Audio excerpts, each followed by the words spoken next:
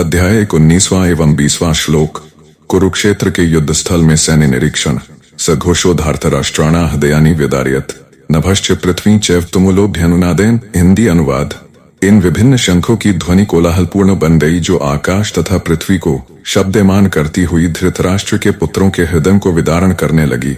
अर्थात जब भीष्म तथा दुर्योधन के पक्ष के अन्य वीरों ने अपने अपने शंख बजाए तो पांडवों के हृदय विदारण नहीं हुए। ऐसी घटनाओं का वर्णन नहीं मिलता, किंतु इस विशिष्ट श्लोक में कहा गया है कि पांडव पक्ष के शंखनाद से धृतराष्ट्र के पुत्रों के हृदय विदीर्ण हो गए।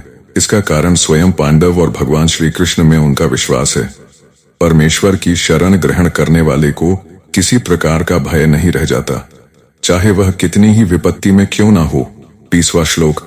अथ व्यवस्थितान् दुष्वट्टा धार्तराष्ट्रान् कपिध्वजा प्रवृत्ते शस्त्र संपाते धनुरुद्यम्य पांडव ऋषिकेशन तदा वाक्यमिदमा महीपते। हिंदी अनुवाद। उस समय हनुमान से अंकित ध्वजा लगे रथ पर आसीन पांडुपुत्र अर्जुन अपना धनुष उठाकर तीर चलाने के लिए उद्यत तो हुआ।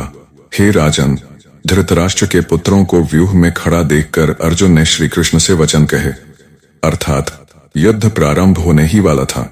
उपर्युक्त कथन से ज्ञात होता है कि पांडवों की सेना की अप्रत्याशित व्यवस्था से धृतराष्ट्र के पुत्र बहुत कुछ निरुत्साहित थे, क्योंकि युद्ध भूमि में पांडवों का निर्देशन भगवान श्री कृष्ण के आदेशानुसार हो रहा था। अर्जुन की ध्वजा पर श्री हनुमान का चिन्ह भी विजय का सूचक है, क्योंकि श्री हनुमान ने श्री राम तथा रावण युद्ध में श्री राम जी की सहायता की थी, जिससे श्री राम जी विजयी हुए थे। इस समय अर्जुन की सहायता के लिए उनके रथ पर श्री राम तथा श्री हनुमान दोनों उपस्थित है।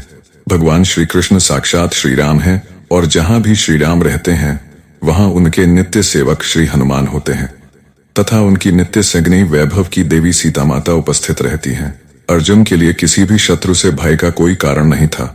इससे भी अधिक इंद्रियों के स्वामी स्वयं भगवान श्री कृष्ण निर्देश देने के लिए साक्षात उपस्थित थे।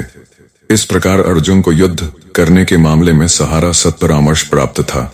ऐसी स्थितियों में जिनकी व्यवस्था स्वयं भगवान जी ने अपने शाश्वत भक्त के लिए की थी, निश्चित विजय के लक्षण स्पष्ट थे। तो प्रिय भक्तजनों, 21वां श्लोक जानने के लिए वीडियो को लाइक, शेयर और सब्सक्राइब अवश्य कर लीजिए, ताकि आपको 21वां श्लोक जल्द प्राप्त हो। जय श्री कृष्ण जी।